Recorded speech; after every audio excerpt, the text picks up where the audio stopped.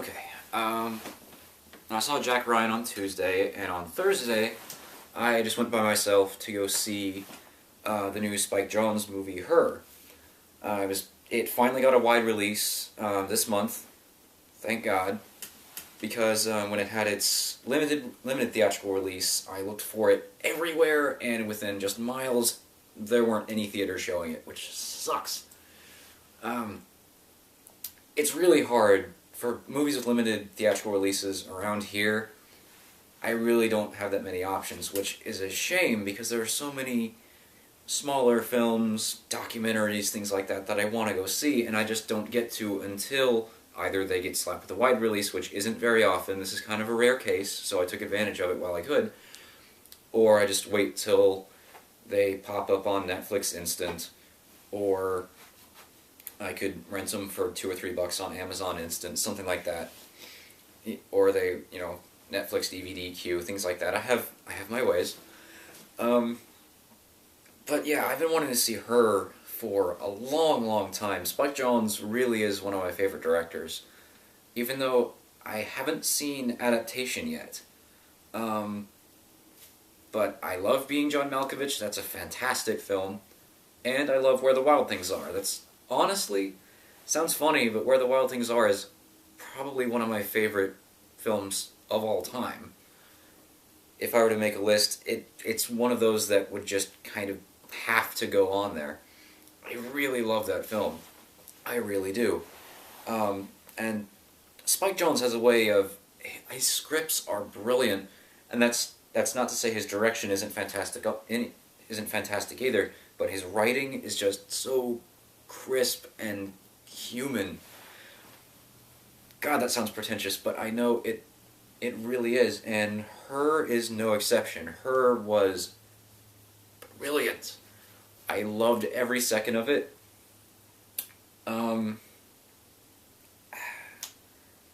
This one, I really don't know how to explain this one. It's interesting. It really is just a really complex, very, very poignant, very human, ironically, exploration of current relationships. And I know that's the comparison that everyone has made, but it really is that. And I wouldn't dare spoil anything because this movie really does have some good twists to it, and it really, you don't know how it's going to go. Especially the third act. The third act, I've heard people describe it as it ends several times, and it kind of does, because it takes you to a happy place where most romantic comedies take you, or most romantic dramas take you. It takes, the couple is happy, the couple find problems, the couple breaks apart, the couple gets back together, roll credits. That's the formula, and it takes you to that, and it fades to black, and then it keeps going. And then it takes you to another place, and I thought it was going to be like, oh, this is sort of an epilogue thing, and so it takes you through that, that epilogue to that ending, and then it fades to black, and then it goes again. And then it has a very different ending to what I was expecting. I suppose I didn't know what to expect, and I won't spoil what happens or anything, I swear. Please go see this movie. If it's playing anywhere near you, please support this. And if the trailer interested you at all, if you're a Spike Jonze fan, if this seemed interesting or intriguing to you at all, absolutely go see it. It's worth full price. It really is. I have no complaints.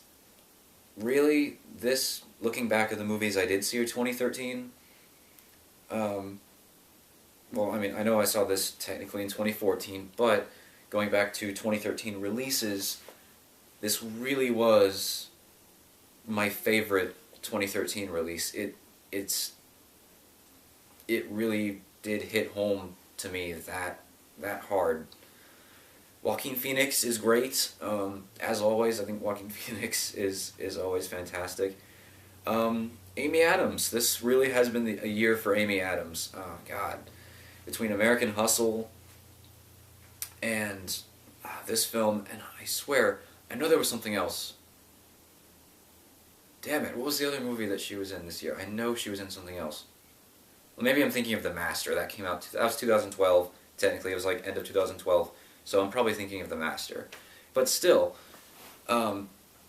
really, this has been a great year for Amy Adams, and I love Amy Adams. I really love her to death, and she was brilliant. She was brilliant in American Hustle, and she was great here. And it really shows the range she can play. She can play very different, very, very different characters, and she's not a one-note actress at all. I really loved her character in this movie. She's a friend to Joaquin Phoenix's character, and she's a documentarian who is just sort of, well, I swear I can't say anything without spoiling anything, because every emotional beat of this film is perfect. It really, really is. And I don't want to spoil anything, and if I give away any small plot points, any small character developments, things like that, I feel like I'm taking away from the big picture of the film. Scarlett Johansson is great as Samantha, the operating system that Theodore falls in love with. She really is. And you never see Scarlett Johansson in the movie. You never actually see her face, but just her voice is really, really perfect for this.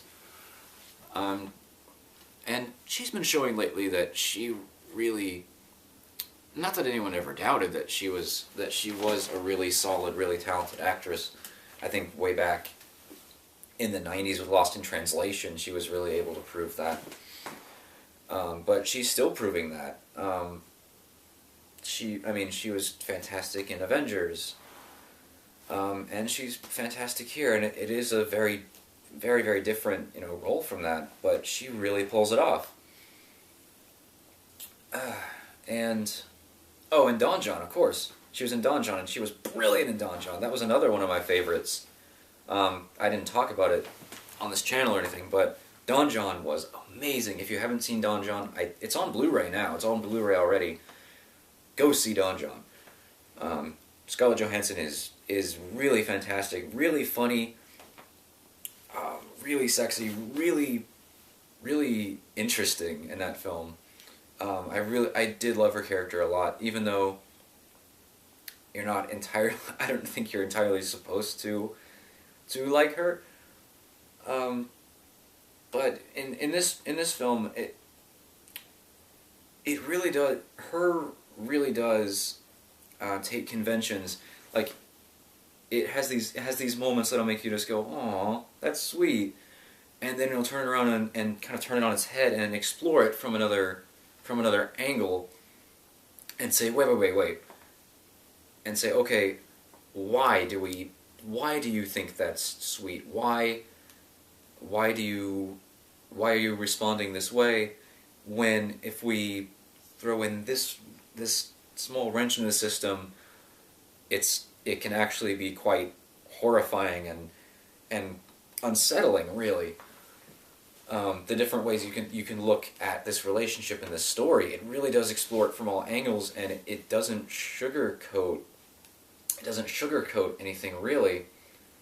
It's a very, very real look at human relationships. Essentially, this is kind of a spoiler in a roundabout sort of way, so I hate to say this, but it is a major theme of the film. It's if a couple falls apart, if a couple is happy, they fall apart because one of the members of the couple changes. If either he or she reaches a point in life where they start to evolve as a person, to the point where that their evolution is disheartening or unsettling to um, to their mate, that can kill a relationship, and that's a very sad truth, but it does happen. And it's sort of her is sort of an explanation as to maybe not why that happens, but how it might happen, or how how we can how we can look at it. And it looks at it from the standpoint of not from a human and a human, but from a human and a synthetic being. What if the synthetic being reaches a higher intelligence to the point where the human can no longer comprehend their thought processes, the thought process of the computer, that is. If this computer, if its emotions are real, if they are, and that really is sort of up for grabs, because really everything with this character is programmed, everything's synthetic, everything is artificial.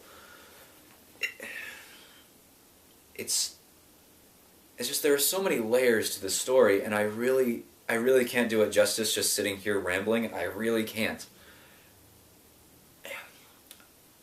I really, yeah, it's brilliant. It really is. And I know it's been nominated for Best Picture, and I haven't seen anything since, I didn't watch the Golden Globes, so I'm not sure if it won anything there. I actually haven't really looked into anything for the Golden Globes. I should do that. But Her was really is one of the greatest films of the past year.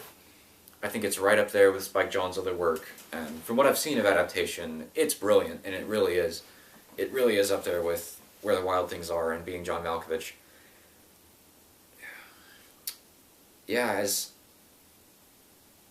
I'd say Where the Wild Things Are is still my favorite Spike Jonze film, but Her is right up there with it. It really is. It really is.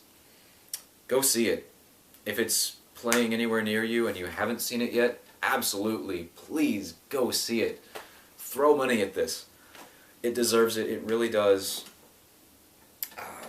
Yeah, I'll be grabbing the Blu-ray of this as soon as it hits store shelves. Which reminds me, I still need to get the Blu-ray of Don Jon now that that's out. I should totally get that because I love that movie.